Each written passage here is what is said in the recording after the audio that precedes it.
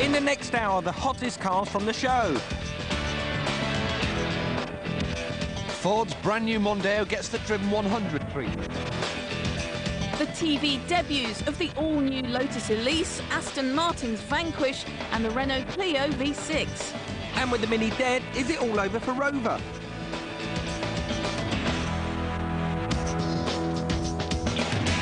Welcome to the biggest day of the year for the car world. Yes, the Motor Show opened today, and we're here first with all that's hot from Birmingham. In this Driven 1 hour special, we'll bring you big news, big cars and some big tips on what to see. Right then, Jace, your mission, if you choose to accept it, is fast cars. Penny, we need industry scoops. Go on in, off you go.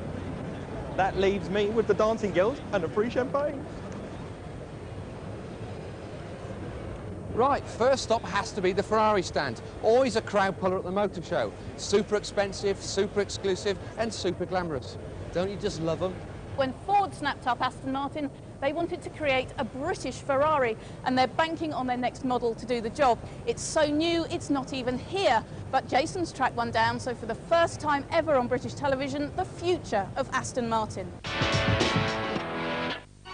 Do you remember when James Bond wouldn't be seen dead in anything but an Aston Martin? Well, there are rumours of him stepping back into one for the next movie. But which one? Pierce Brosnan's already been seen in the DB5, so how about the DB7 Vantage? Or most likely, the company's latest offering. Aston Martin have a habit of starting all their model names with the letter V, and surely now they must be struggling to come up with the good ones. Let's think. We've had the Virage, the Vantage, the Valiant, the Vicarage, the Viagra. However, they've hit the nail on the head with this one. Ladies and gentlemen, I give to you the new Vanquish V12. Great name, but I wonder if it'll get the stains out my carpet. Whatever you think of the name, this car is set to be the most high-tech Aston Martin ever. Way more advanced than the DB5 with the ejector seat.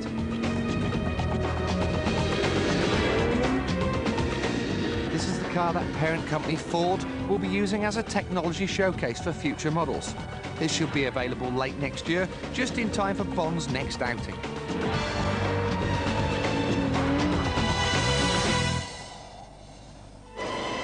Don't touch that 007. The new Vanquish is being built here in Q's secret laboratory in Newport Pagnell, using groundbreaking composite construction techniques. It's so hush-hush that for now, only 50 prototypes exist. And this is one of them, and I've got to say it is a beautiful beast. It's the most modern-looking Aston Martin yet, but it's got some subtle retro touches. Hang on, haven't I seen those window switches on a Ford Focus? Well, Aston assures us that most of the switchgear won't be nicked from Ford's parts bin. Exterior styling keeps the look of the modern Aston Martin family, but the beautiful sculpted nose is more reminiscent of a Ferrari 550 Maranello. And on the Ferrari theme, the new Vanquish will be available with either a Formula 1 paddle shift gear change or straight automatic. There will be no traditional manual version.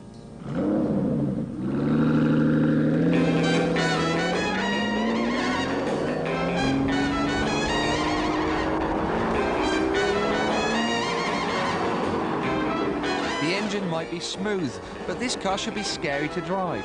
0 to 60 in 4.5 seconds and 190 miles an hour top speed. It looks like Ferrari will have some stiff competition on their hands. But where they differ is on cost. The Vanquish V12 will start at a staggering £170,000, topping off at 200 grand, and that's 50k more than the Ferrari. The Vanquish looks like being a screaming success with its lovely 450 horsepower V12, its revolutionary construction and its gorgeous styling. I reckon Aston Martin will have no problem shifting these even at 200 grand a piece. One of the stars of this year's show is the new Mini. It's over there, but getting a glimpse of it ain't going to be easy. The only truly effective way to get onto these busy stands is to employ some guerrilla tactics. Come on, follow me. Excuse me. Excuse me.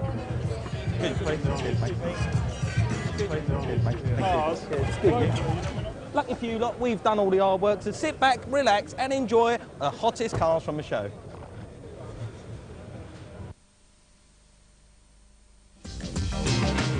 The new Mini was mobbed at the Paris Motor Show 2 weeks ago, and it's happening again. It's in Hall 6, miles away from the main entrance, but worth a first stop. Prices start at 10 grand next summer, and you can place an order at the show. Stick around in 6 for BMW's other show debut, the M3, on sale next March at a cool 38 grand. And not so far away, Ferrari's fabulous 550 Barchetta, built to celebrate 70 years of their fave stylist Pininfarina. There's a get-you-home hood or get the servants to run behind you. Right, backtrack to Hall 4, grab a coffee and enjoy the Mondeo Fest. More of that later. Hall 4 is full of the happy Ford family, including posher brands like Volvo with its new S60. Mosey back to Hall 3 or run if you want to catch a clear shot of seeing the amazing Porsche Carrera GT supercar. And then back to 1 for the new Alfa Romeo 147, proving that at last Alfa Romeo hatchbacks are looking cool.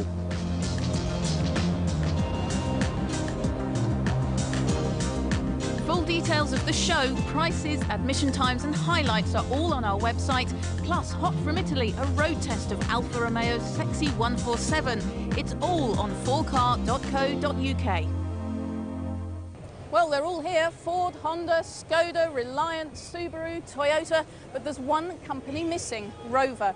Last month's sales were down, but even so, isn't it a bit odd that Rover aren't here to play a match on their home ground? Well, perhaps not. The new Rover boss, John Towers, is reported to have said, and I quote, that motor shows are primarily for the benefit of motoring journalists and school children, neither of whom buy cars.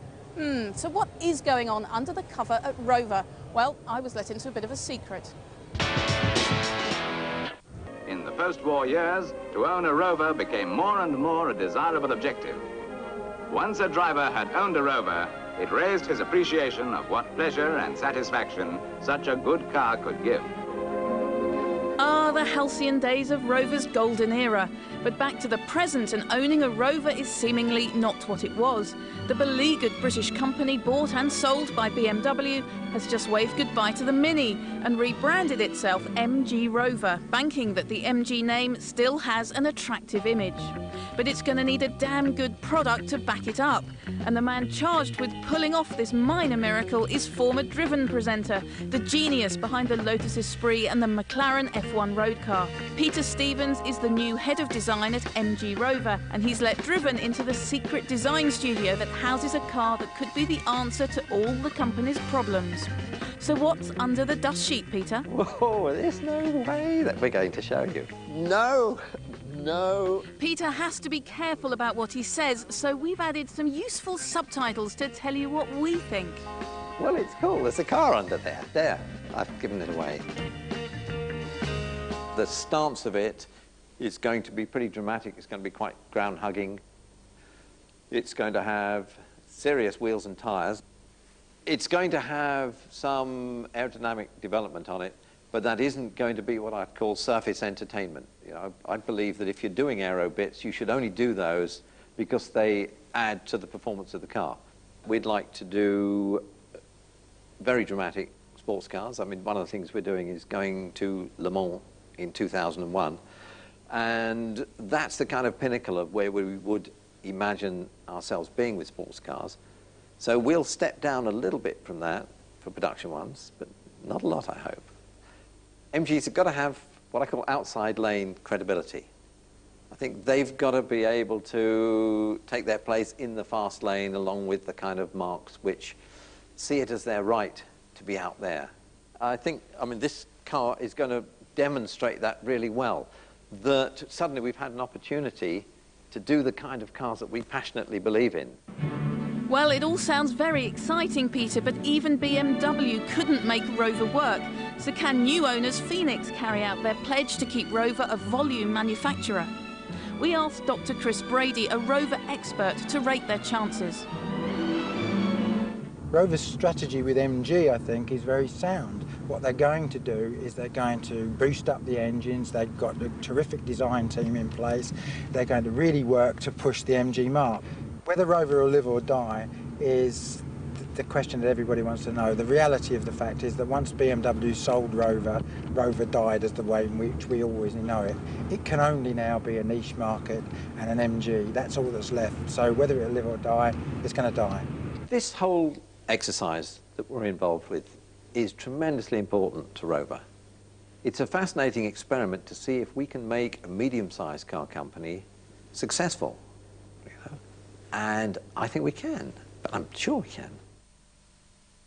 This MG saloon certainly looks like it's going to be sporty, even under the dust sheet.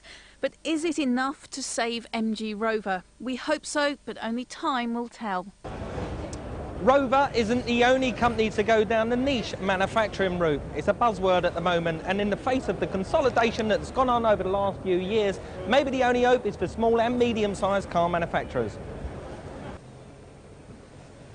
Niche marketing is something us Brits are very good at. We do a roaring trade in low-volume sports cars like these. There's plenty to see at the show, and here are some of our favourites.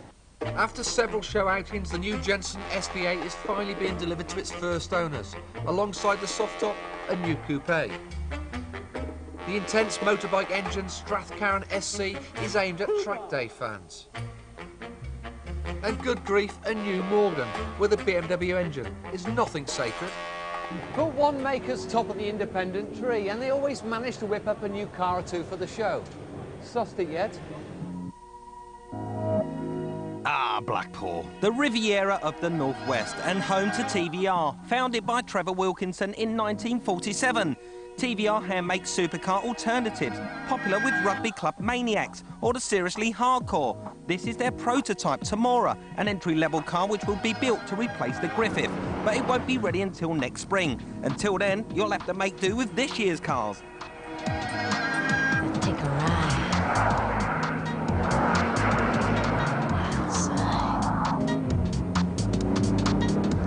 And here it is, the latest offering from TVR, the Tuscan, with its own engine built straight out of the factory. It's a speed 6 4-litre, so it's a bit like Maranello and Enzo Ferrari, all built in-house. But this one, lad, is built in Blackpool by a bloke called Peter Wheeler.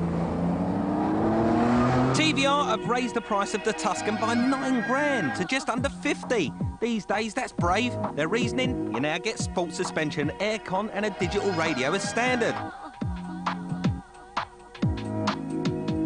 Maybe they got the pricing wrong in the first place, or they're just supremely confident. The burning question is it worth it?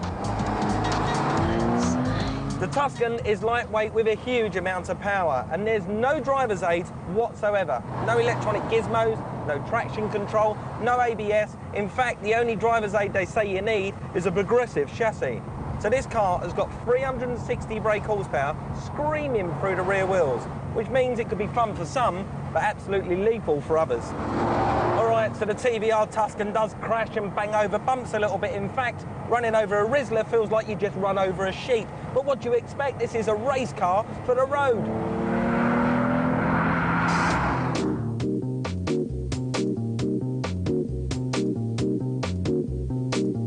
There are a few things every self-respecting TVR driver must have. Firstly, you're going to need blind courage. Secondly, you're going to need a rugger shirt so you can join a Twickenham set.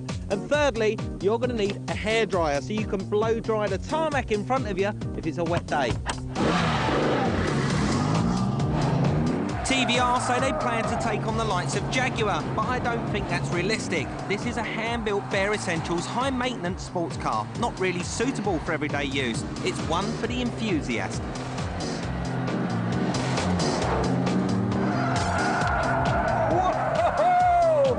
It's out here in open space on a racetrack that the TVR Tuscan really comes into its own. It delivers the 360 brake horsepower through the rear wheels effortlessly when it's hooked up to this great little 5-speed gearbox that slots home into gear neatly and precisely. Now on the road, this car barely has power steering, but I can understand why, because when you're on the track, it loads up beautifully into tight corners and S-bends. There are a few flaws with it though, and they are wind noise. It rattles around a bit, but I can live with these because it comes from a manufacturer that hand-makes sports cars. So far, TVR have managed to deliver 500 Tuscans with a further 1,100 orders to go. But if you want to order one now, you'll have to pay the increased price.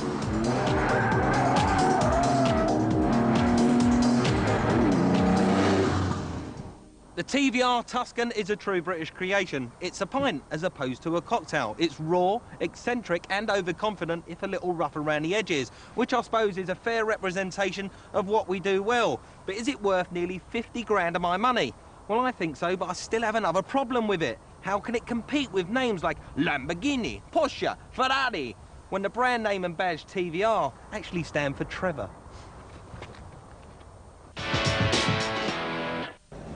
But old Tricky Trevi's done well this time, because this is the brand new TVR Tamora. Now, the paint's still a little bit wet on this car. It's priced at around £35,000, which puts it in the same league as the Porsche Boxster. So that's next season's cars. What about this season's fashions? And let me tell you, the Mini is definitely out. Get it? And now, Driven's car fashion tips for this autumn. No more floppy hoods. Even small cars like this Peugeot will have folding hardtops and no boot. Off-roaders will be worn smaller this year from Nissan, Ford and Mazda. Even little cars will try to look like off-roaders. And here's a butch Audi coupe. Oh, a spare tyre. Oh, doors, they're so last week. And gadgets. Tellies in headrests. Smart cards to start up. And his and hers armrest radios. Now. Coming up after the break, a big test for the big seller and a TV first, the new Lotus Elise brakes cover.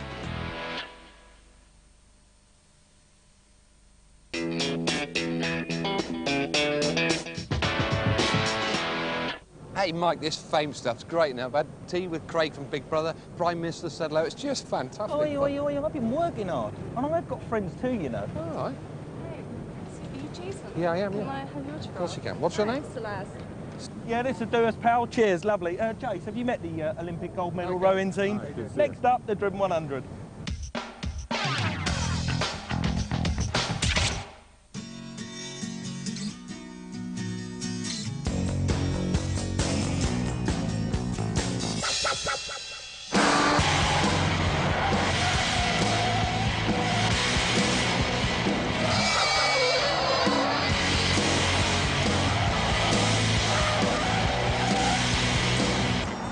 The new Mondeo is one of the most important cars at this year's motor show, and Ford expect a lot from it. They want the new Mondeo to be the most desirable repmobile ever.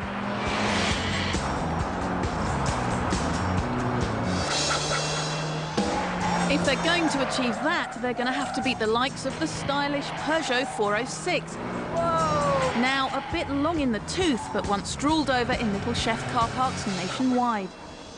And what about this blue-blooded Rover 75 with a touch of British class? It offers you something else to hang your Burton's jacket in. A staggering 8 out of 10 of these are sold to companies rather than private buyers.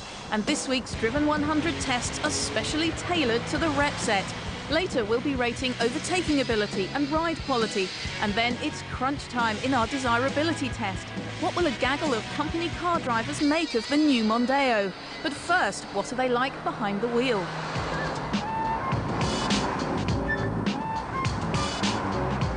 Look a bit conservative, this new Mondeo. We'd not be wrong, because this car's going to go against the very sensible Volkswagen Passat, Europe's biggest seller. Now, they say that imitation is the best form of flattery, but interior-wise at least, you'd think the Mondeo and the Passat were separated at birth. The shape of the dash, the air vents, the quality of the plastics, the whole feel of the car is really Germanic. How things have changed since the old Ford Cortina.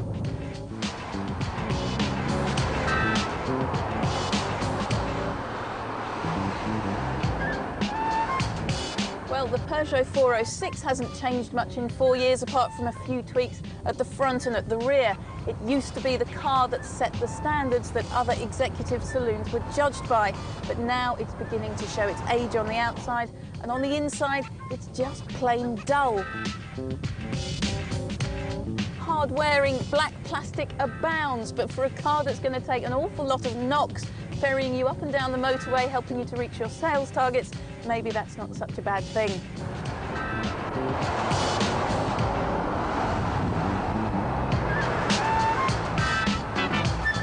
I feel as if I should be smoking a pipe whilst driving this car. In front of me there's this wooden mantelpiece, dashboard. There's the old-fashioned dials, some nice chrome touches, but what lets it down, in my opinion, is this horrible black plastic centre console. It's just so out of keeping with the rest of the car. Although Rover have had to use modern materials in their quest to recreate their glory days, they've done a good job. It's actually quite cosy in here. And you can be sure the nostalgia factor will always attract a few buyers.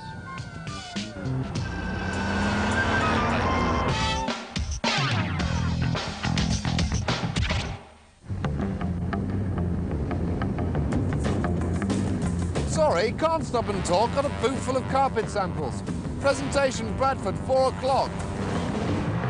Stupidly, I've stopped to pick up a couple of hitchhikers who were sending me round the twist with their stories about motor show pamphlets, carrier bags. I want to get some new stickers. And some autographs and brochures. Big carrier bags with big manufacturers blazing on the side. Pamphlets, loads of pamphlets. Now I'm stuck behind this truck at 50 mile an hour. No! When you need to overtake and you're not sure if your motor's got the power to get you past safely, look no further than our time exposed to danger test. This rates the ability of our cars to overtake slower moving vehicles safely within a limited distance. If they fail, not only do they take out some cones, but Jason might miss Carpet Sample Expo 2000. So first to go, we've got the all-new Ford Mondeo. Regular package of 2-litre 16-valve with 145 horsepower. And it'll get to 60 in just over 9.5 seconds. It's the fastest of the three with a top speed of 134 miles an hour. Right, And we might 50, need it, Jay. Here we go. Go on, son, off we go. Tell you what. Come on, they're launching a new Ligier in Hall 5. Quick, quick. Come on, Jay, put down. I'll tell you what, not bad at all. Easy. Really very good. Delivers the power just where you need it. Remember, these cars are going to spend most of their life hacking up and down motorways and needed to overtake big trucks like that, and it was perfect for that Did a job. brilliant job. Next up, it's the Peugeot 406. So now we're in the Peugeot 406. Now this is the least powerful of the three with 137 brake horsepower. I'm a little worried here. Yeah, and I'm afraid it's the slowest 0 to 60. It takes nearly 11 seconds. And just to be a little bit more glum, it's also got the slowest top speed, only 50 miles an hour. 129 miles an hour. Come on, Jay, get your foot there. We're not going to make We're it. not going to make it. We've heard this. We're never going to get the stickers on the Skoda stand now. Oh, no. So, exactly what you don't want from a motorway hack, isn't it? You just Exactly. want to be able to breeze past these big lorries. So the Peugeot 406 doesn't even rate a time exposed to danger because it had to use the escape lane. Let's see how the 75 does.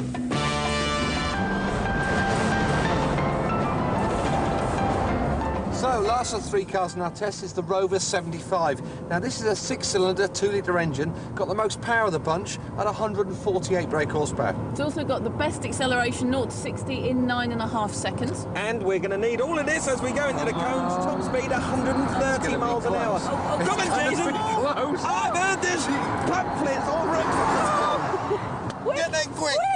I'll tell you what, we only just made that there. This is a tough test, but the Mondeo comes out on top, getting Jason to his 4 o'clock in Bradford. The Rover just makes it in second, but in the Peugeot, not only would Jason lose his job, but he'd also be bored to death by his half-wit hitchhikers. Later in the Driven 100, we'll see how well the Mondeo handles its drink. But now, back to the motor show. And now for the headlines. Top story, car pricing. We've seen a boom recently in imported cars. Websites backed by big names supplying cars straight to your door, and even retail dealers setting their own prices. The government ordered a 10% price cut in UK list prices earlier this year. Since then, buyers have stayed put, and it's only been a matter of time before even the industry giants caved in. Our advice is to shop around and remember there's still room for haggling at your local dealer, especially now there's all these new family cars being launched. Good night. The Mondeo's hitting the streets alongside some tough competition. The Volkswagen Passat's getting a new face, fresh engines and a new bum next year. But if all that's too Germanic to bear, the Renault Laguna hatch or estate may be a bit more stylish. Citroën have ditched the XM and the Xantia in favour of the sober-sided C5. Underneath, trick suspension is promised. For compact families, the Honda Civic's squared up, and even smaller, the all-new but strangely familiar Vauxhall Corsa comes in many colours.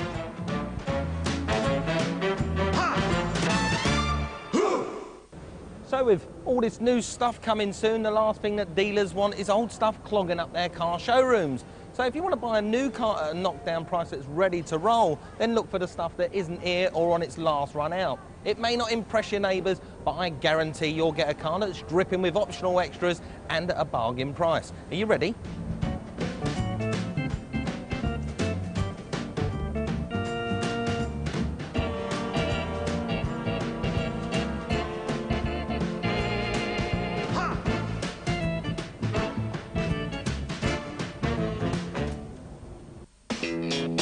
To find out more about these end-of-line bargains plus more good deals, visit allthews.4car.co.uk.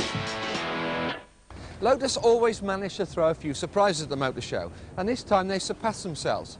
So, what's this year's proverbial rabbit from the hat? Well, it's not the M250. That's way off production. Oh no, the word hot off the Lotus press is they're killing off the Elise. Now, just behind me, the new car's been unveiled for the first time, but we managed to get it last week. The Lotus Elise, the ultimate driver's car, uncompromising and true to Colin Chapman's ethic of lightweight, well-balanced sports cars. A race car for the road and a truly British one at that. The Elise championed the revival of Lotus's fortunes and became a bestseller, but alas, the Elise as we know it is dead. In a shock announcement last week, Lotus told the world that there's to be a completely new Elise.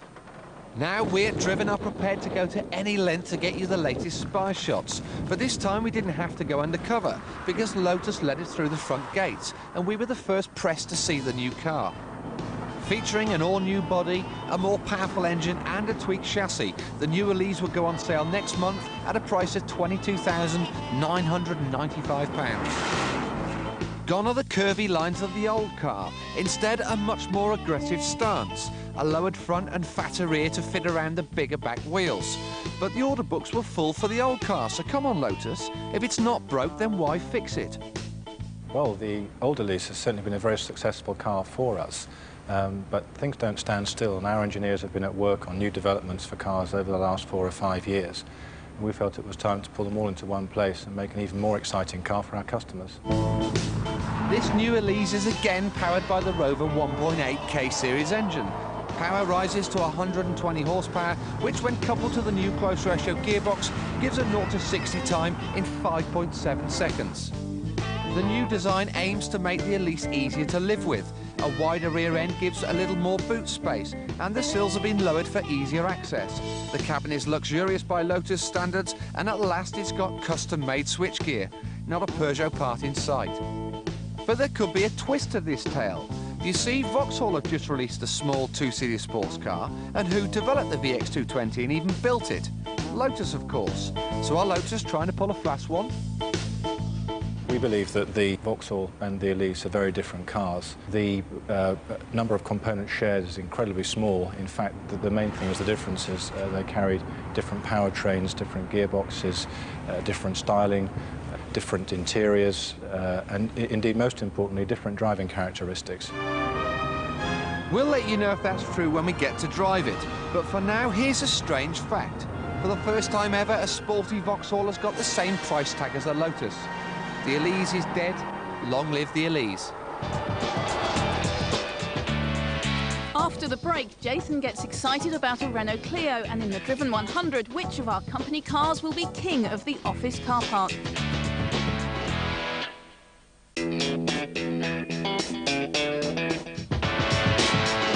Welcome back to the Driven 100 Motor Show special. Now, you have to agree that us Brits make fine beer, fine music and fine motor cars. Just take a look at the new Aston Martin and you'll know what I mean. But you have to admit that our current top of the pops in the Driven 100 is a car made over the water in France. However, not satisfied with the accolades we've poured on the Clio Sport, Renault have decided to send this Super Mini to a different planet. And this is it, the new Renault Sport Clio V6. Sport being the operative word. 0 to 60 in 6 seconds, top speed 150 miles an hour. And if size really doesn't matter, for 26 grand, this Clio should fulfill all your needs. It's based on the racing Clio that competes in an international one-make series. The race cars are a real handful, but Renault claim to have tamed the beast with this road-going version. The first thing you notice about this car is there's no rear seats. Like its older cousin, the Renault 5 Turbo 2, the engine's mid-mounted supercar style. The chassis has been extensively modified to accommodate the V6 230 brake horsepower, 3-litre engine, all driven through a brand new 6-speed gearbox. Now, all that sounds very exotic, but Renault are keen to stress that this is a usable, everyday car. It's aimed fairly and squarely at the enthusiast who enjoys some of the luxuries of life. Inside, the Sports Clio is all... There's a sea of leather and Alcantara. It's fully loaded with aircon and CD changer. It's got twin airbags. It's even got side airbags. In fact, it's so relaxing and serene, you forget that outside it's all... Where the engine used to be is now a small storage area, and where the rear passenger sat is now a rather large engine. The body shell, bonnet, roof and rear hatch are taken from the Clio, but all other body parts are new, like the outrageous side air intakes, making the Sport Clio reminiscent of the Renault 5 Turbo 2. This Clio was developed by Renault Sport in conjunction with TWR, the company that runs the Arrows Formula 1 team. So it's got the sporty credentials, but will it live up to the name? On appearance alone, this car looks like it's going to be a real handful, but it isn't. The chassis is great fun, the steering wheel, it's incredibly precise, almost pointy. Now on fast sweeping open roads, this car is just great fun. It's a joy to drive, it handles like a dream, and it goes like stink.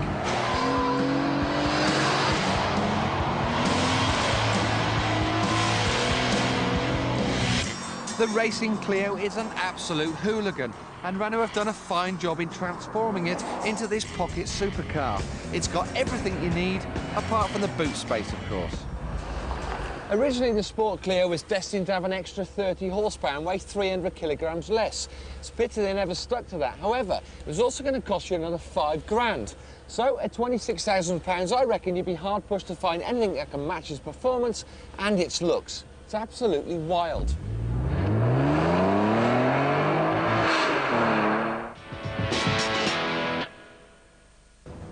Right, time to get back to the Driven 100. So far, the new Mondeo is well in the lead after fairly beating the Rover 75 and the Peugeot 406 in our time exposure danger test. But if you're going to buy one of these and spend many hours in one, you want them to feel relaxed and comfortable. So it's time to find out just how refined they really are. When it comes to drinking a cup of coffee on the move, nobody does it better than your travelling sales rep. So it may come as a surprise to learn that this new Mondeo is the first one ever to have a cup holder on the dash. Which is rather handy for us in this ride quality test. We're going to put a cup of water in it and see how much spills out as we drive over a bumpy test track. Now, Ford hope the Mondeo will set new standards in ride and comfort. Let's see what it's up against.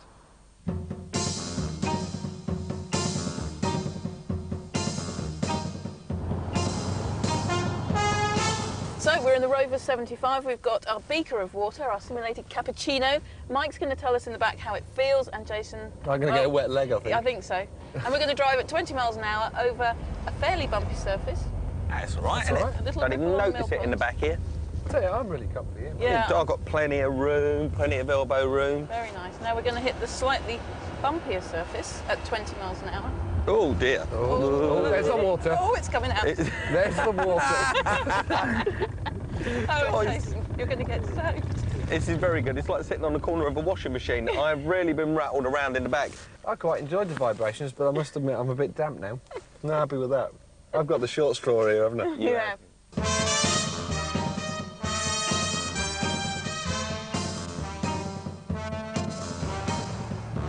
So now it's the turn of the Peugeot 406. Now the cup holder this time is under my elbow, so you're going to have to tell me Don't worry. how much water is spilling out. So 20 miles an hour onto the not so bumpy surface.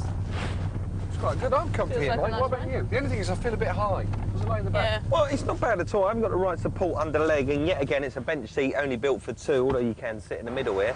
But, yeah, I'm sitting well above the suspension in this one as well. There it goes. Is it going? Oh, it's off, it's off. It's off, it's on the way. Niagara. Oh, dear. So, how did we do? Not bad at all. I think that's better than the Rover. Oh, it has done better. It's hardly lost anything. So next up, be interesting to see how the Ford Mondeo does.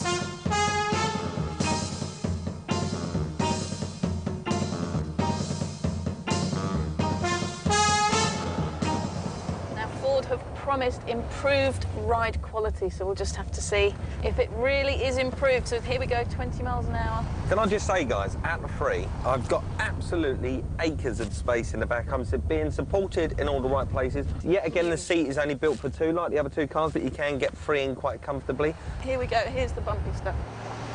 Look at this. Look at the difference. It's like a mill It's pond. just amazing. And sitting in the back here is fantastic. The ride quality is absolutely superb. It is very, very, very impressive. By far, for me, guys, in the back, it was the most comfortable. Penny? Oh, well, as a driving experience, it's by far the best. And it just goes to show that the ride quality really has been improved because no water was spilt in here. Well done, Ford Mondeo. Not a drop of water lost, the first time that's ever happened on a driven ride quality test. Company car manufacturers take note. The Mondeo has just set new standards of refinement. It glides past the second-place Peugeot and the slightly disappointing 75.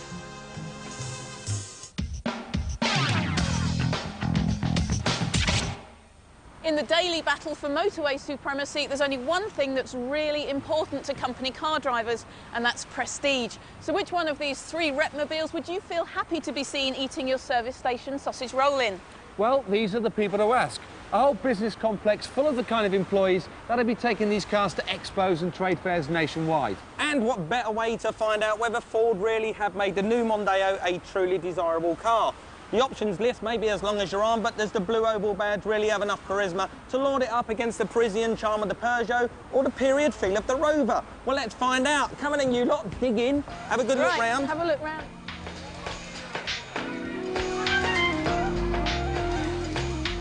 Right, we've got three suits squeezed in the back here. Now, you all seem to have a little bit of leg room. What do you think, a bit in the back?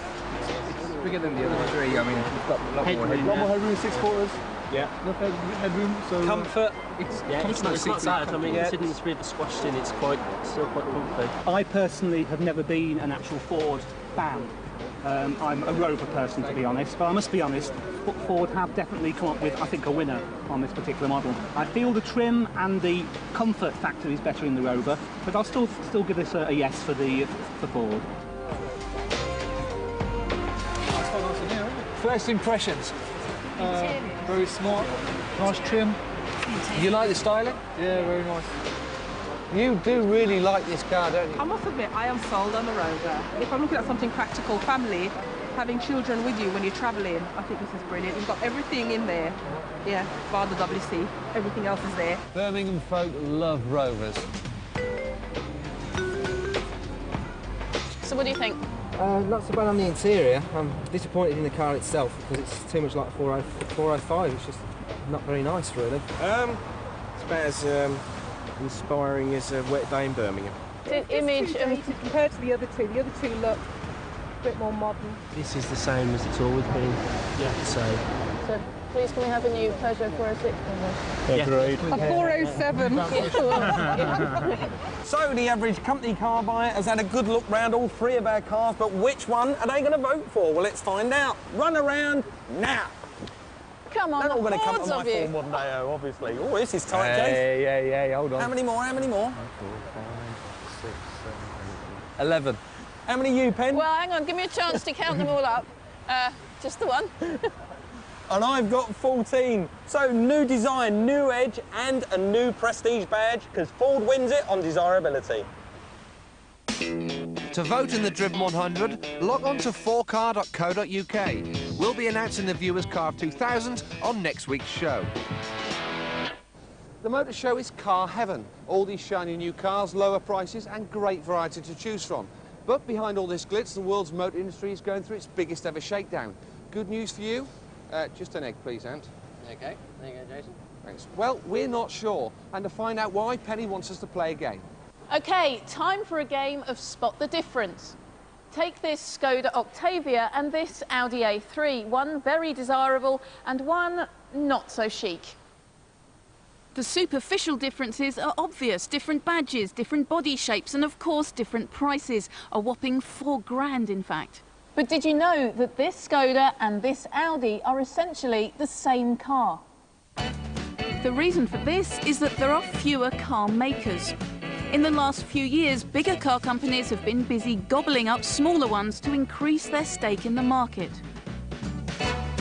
It has been said that before long there will only be 6 major car manufacturers holding all the cards. At the moment, there are just 4 main players: Ford, GM, VW and Daimler Chrysler. GM have hopped into bed with Fiat and bought out the remaining stake in Saab. Ford have snapped up Land Rover. Daimler Chrysler have bought stakes in Asian car makers Hyundai and Mitsubishi. All this consolidation is simply about reducing manufacturing costs by using the same parts in a number of cars. And I'm not talking the occasional headlamp. I'm talking about this, the floor pan or platform, which includes engines, transmission, steering, suspension, all the oily bits. This doesn't just affect cheaper cars. Ford can afford to make this, next year's baby Jag, because it shares its platform with the new Mondeo. Which brings us neatly back to our Audi and our Skoda, both part of the Volkswagen Golf family tree. The Audi A3 shares a platform with the Skoda Octavia, which shares with the Golf, from which sprang the Audi TT, which begat the Seat Toledo and then the Seat Leon. Matched engine for engine, the drive won't be much different. In fact, apart from the body shape and the interior, they are essentially the same car. Let's do the maths again. A base Audi A3 1.6 costs £15,230. A Skoda Octavia 1.6 has 2 more doors, a bigger boot, but a lowly badge and costs £11,400. So is £4,170 really worth it for some Audi rings and a superior interior?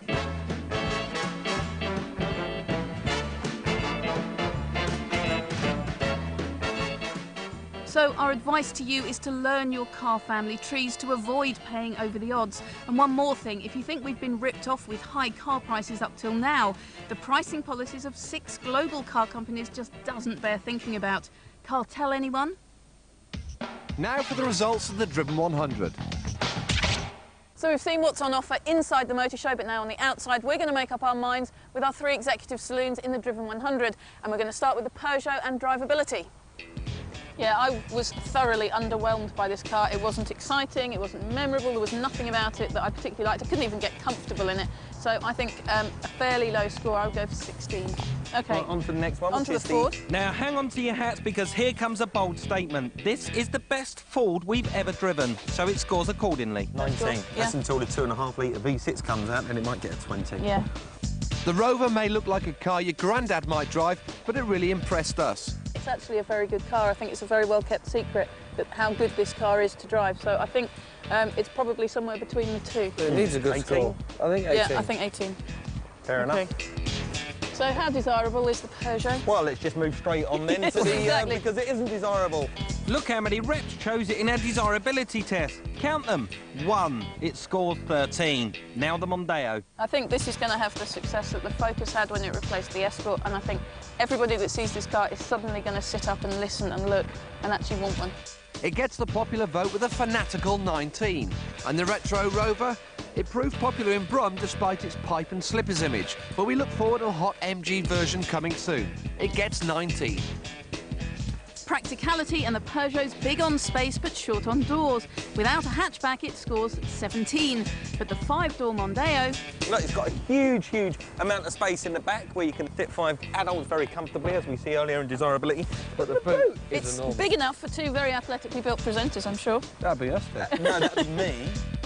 it scores a well-endowed 20, and the booted Rover, it pockets a highly equipped 18. Cost of ownership and the Peugeot?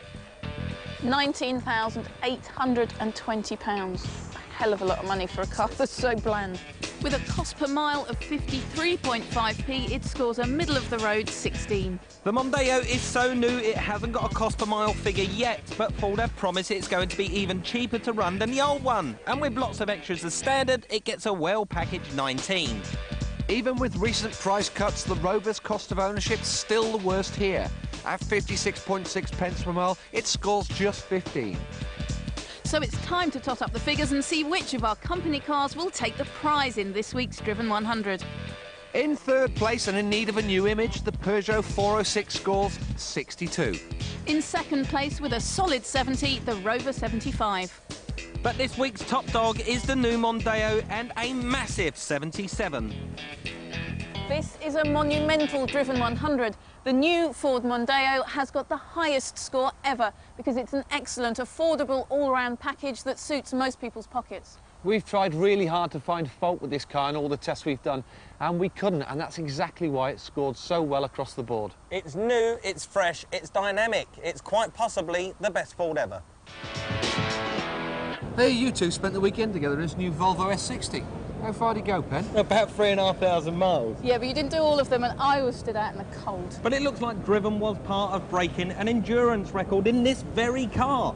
Find out how we did it next week at 8:30. Well, our Motorshow special is nearly over. There's almost too much to see, but the show is on from the 19th to the 29th of October, so you've still got plenty of time to come and have a look. But if you can't make it, don't worry, because Driven will be testing the best of what's here in future episodes. Until then, we see you next week. Bye-bye. Take your hands out your pockets.